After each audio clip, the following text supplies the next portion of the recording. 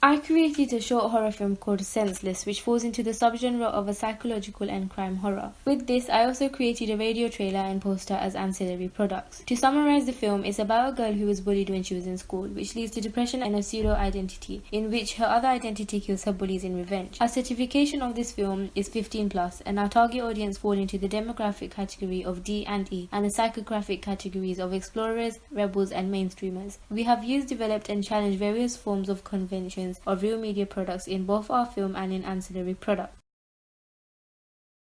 Firstly, in horror films, it's conventional to have the binary opposition between the antagonist and the protagonist. Usually, the antagonist kills the protagonist. For example, in the horror movie Case 39, we see the protagonist Emily killing the child antagonist.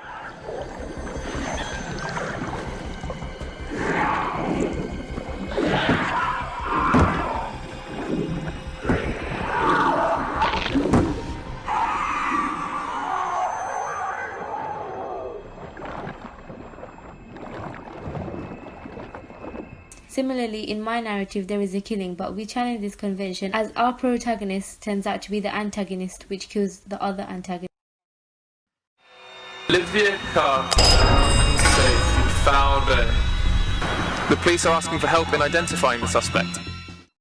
A convention of psychological horror movies is that the weather and lighting are usually dim and gloomy. For example, in the movie The Woman in Black, the lighting is also usually very low and sometimes uses natural lighting in winter seasons to make it look dark and to help connote the horror genre. This was done in the film The Abominable Snowman. The way in which we used this was by filming in the winter where there were short, dark and gloomy days. And to reinforce this effect, we used Final Cut Pro X and added the effects of cool tones to make it look more like it was set in the dark, which conforms to the horror genre convention. Another way we followed conventions is through binary oppositions. Levi Strauss's theory applies throughout my products. My narrative follows Alan Cameron's idea of an anachronic narrative, whereby it consists of continuous non-linear flashbacks throughout the film in order to construct the narrative. An example of a real media text containing an anachronic narrative would be the recent horror movie It. Throughout my film, the pseudo-identity of Mila and a variety of binary opposites are represented, such as the costumes and the mise-en-scène. Examples of binary opposites would be black versus white, ugly versus pretty, and of course the common good versus evil. In my horror film, when Mila is killing her bullies, she is wearing a black hoodie, but when she is doing her normal routine,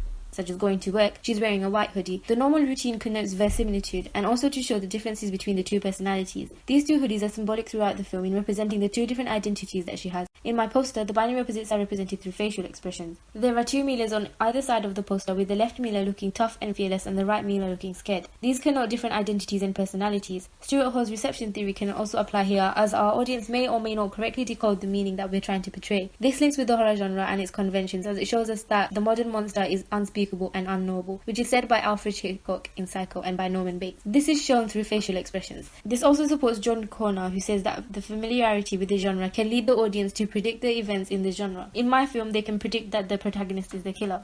Also, in my poster, the Mila on the right side is under the shadows with hardly any light on her. This connotes that she's an evil character, as the Mila on the left has artificial lighting put on the corner to make her face seem brighter. Artificial lighting is another convention of horror movie posters, which can be seen in various posters such as Case 39 and Orphan. For example, in Case 39, there is lighting coming from the left, and Orphan is used in the middle part of her face, which creates shadows on the rest of her face. I use this on purpose to show that the Mila on the right used to be a good character, but now she has turned into an antagonist, an evil character.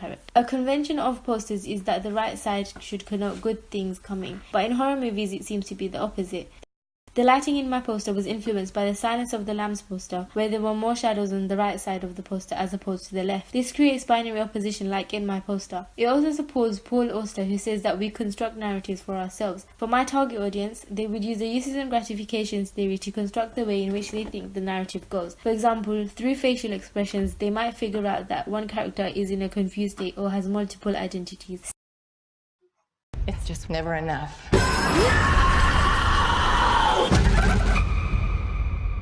Steve Neill says that sound represents how the genre and film are portrayed. This supports our radio trailer, as we use different sounds to make it fit into the horror genre. From my studies on real media text, I can see that the conventions of horror movies and radio trailers is that there should be screaming involved, heavy breathing and eerie music. This can be seen in the trailers of The Butterfly Room and Mother, as the trailers conventionally end with screams. My trailer started off with breaking news. 2 young girls were found brutally murdered, and this is how it gave the effect of realism. What influenced me to do this was the campaigning that I researched on the Blair Witch Project. They handed out fake missing people posters to real people and created fake rumours to make it seem like the students were missing in the forest. This influenced me to make one of my ancillary products like it's real. This would make my target audience active and engaging instead of being passive, which would be a preferred reading for the poster.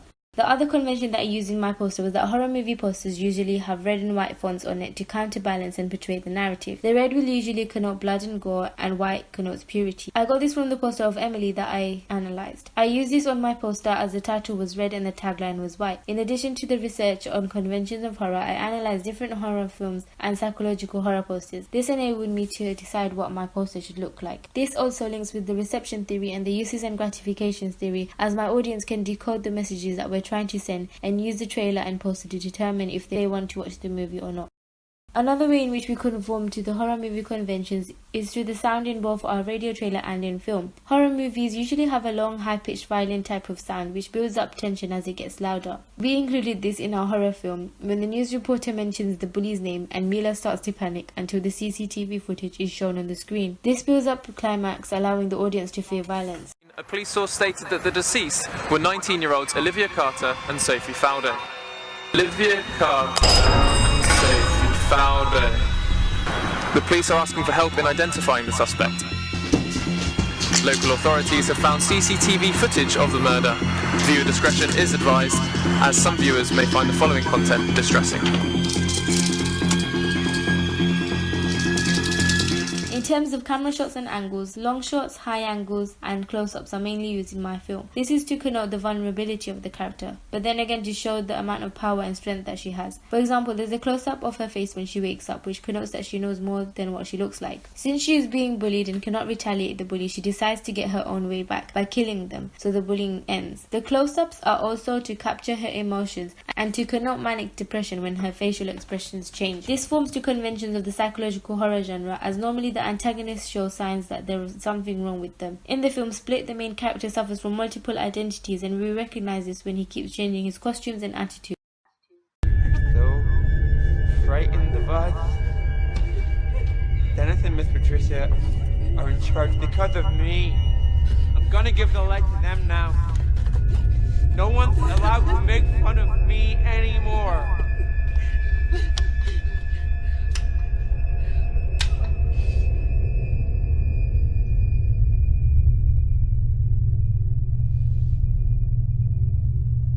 Thank you, Hedwig.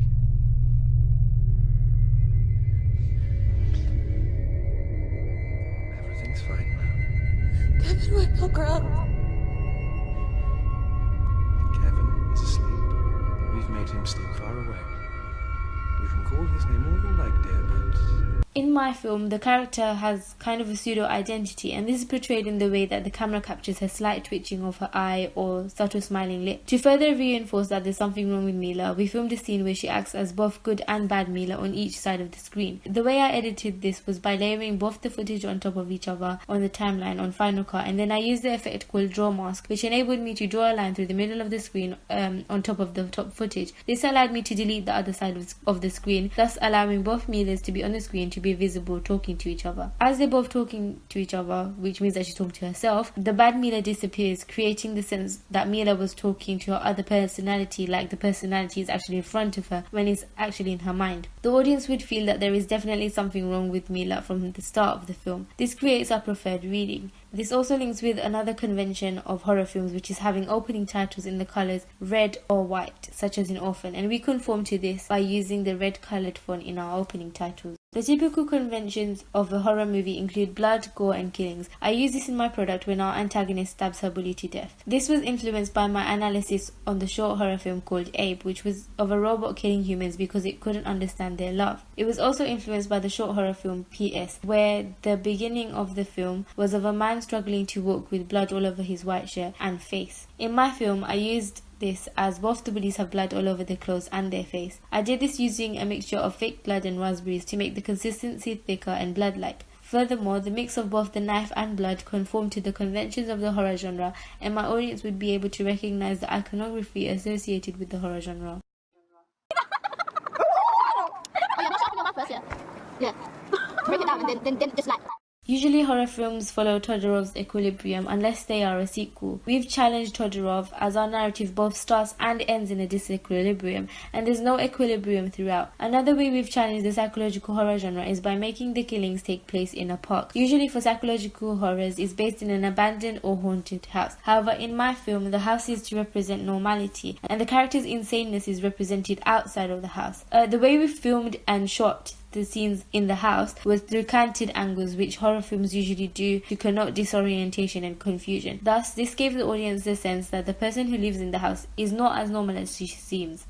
Another way I challenged the convention of horror was through my radio trailers, as they normally have a high-pitched and stereotypical female scream at the end of the trailer, such as in the trailer for Mother. However, in my radio trailer, there were the bully screams in the middle of the trailer, and not in the end, as we ended the trailer with Senseless in cinemas October 27th. Senseless. In cinemas, October 27th. Although having the date and coming soon is also a convention of radio trailers, the scream is usually a convention that comes even after this, and we didn't use this. Thus, I have challenged and developed this convention by putting the scream in the middle of the trailer after the narrator says, Two friends. Two murders. One knife. Two friends, two murders, one knife, instead of at the end. Another reason I did this was to connote that the main weapon used to kill the bullies was through a knife, which allows the audience to recognize the iconography that fits in with the horror genre, and this also adds enigma. Although this has allowed me to follow a convention of psychological horror films, as the weapons usually include knives and sharp objects like axes, such as in the movie American Psycho, where the antagonist's main weapon is an axe. When I edited the film, I added the prism and earthquake effect on top of the footage to make it look like the footage is shaking and distorted. This is to connote how Mila feels before she takes her antidepressants, as they calm her down after she takes them. In order to show how she calms down, I used the cross-dissolve transition and elongated it to the whole footage, so it looks like the prism and earthquake effect calm down as she swallows the water with her pills. This connotes that the medicines are creating a big impact in keeping her sane, which countertypes what a stereotypical representation is normally: shy, girly and independent. Mental health issues are also mainly associated with elder people, however we have countertyped this and shown that young people as young as 18 can also have severe mental health issues.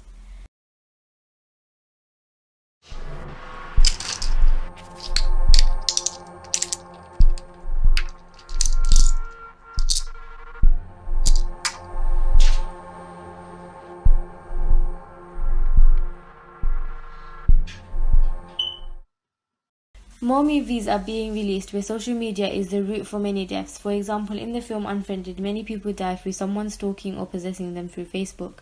The way we developed this in our horror film is through having multiple messages from Mila's friends on her phone telling her that her bullies have died. Using WhatsApp is a cultural norm among teenagers and among our audience, which allows them to relate to getting messages in the film. However, instead of receiving scary text messages, Mila gets news about her bully's death, even though she is the one that killed them.